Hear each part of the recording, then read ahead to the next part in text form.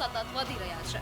હમણાં જ થોડા દિવસ પહેલા 3 રૂપિયાનો વધારો કરવામાં આવ્યો હતો, ત્યારે હવે આજે પણ પેટ્રોલ અને ડીઝલના ભાવમાં વધારો કરવામાં આવ્યો છે। તેને લઈને હવે લોકોમાં પણ ખૂબ નિરાશા જોવા મળી રહી છે, ગુસ્સો જોવા મળી રહ્યો છે। ત્યારે આખી વાત કરવામાં આવે તો ક્યાં અને કેટલા ભાવમાં વધારો કર્યો છે। ગુજરાતમાં અને દેશભરમાં હવે લોકો વધતી મોંઘવારીના કારણે સરકાર સામે બાયો ચડાવી રહી છે। વાત એમ છે કે હમણાં જ અઠવાડિયા પહેલા પેટ્રોલ ડીઝલમાં 3 રૂપિયાનો વધારો કરવામાં આવ્યો હતો, ત્યારે લોકો કહેતા હતા કે મોંઘવારી દિવસે ને દિવસે વધતી જઈ રહી છે, દેશમાં તણાવની સ્થિતિ છે, તેથી સરકારે વધારો કર્યો હશે। પરંતુ હજી તો તે વાતને 5 જ દિવસ થયા છે, ત્યાં તો સરકારે બીજી વાર પેટ્રોલ અને ડીઝલના ભાવમાં વધારો કરી દીધો। સરકારે પેટ્રોલ ડીઝલમાં 90 પૈસાનો વધારો કરી દીધો છે।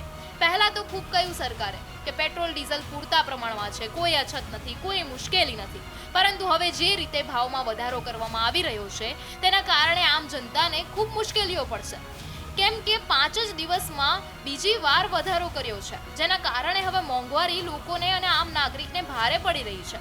વધુમાં વાત કરવામાં આવે તો દેશમાં 90 પૈસા પ્રતિ લીટરે વધારો કરવામાં આવ્યો છે, ત્યારે દેશમાં ક્યાં અને કેટલો વધારો કરવામાં આવ્યો તેની વાત કરવામાં આવે તો દિલ્હીમાં 98.64 રૂપિયા હતા, ત્યાં 87 રૂપિયાનો વધારો કરવામાં આવ્યો છે।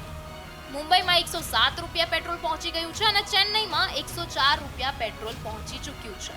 હવે જે આ ભાવ વધારવામાં આવ્યા છે તેની પાછળ સરકાર કારણ આપી રહી છે કે જે વૈશ્વિક બજારમાં ક્રૂડ ઓઇલના ભાવમાં વધારો કર્યો છે તેથી ભાવ વધારે કરવામાં આવ્યા છે, પરંતુ હવે લોકો દ્વારા કહેવામાં આવી રહ્યું છે કે સરકાર જે પોતાનો ટેક્સ ઉમેરે છે તે ઓછા કરે, જેના કારણે ઉપર આ ભાવ વધે છે, તો સરકાર ટેક્સ ઓછો કરી દેશે તો લોકોને વધારે મુશ્કેલીઓ નહીં પડે, કેમ કે અઠવાડિયાની અંદર જ 4 રૂપિયા જેટલો ભાવમાં વધારો કરવામાં આવ્યો છે।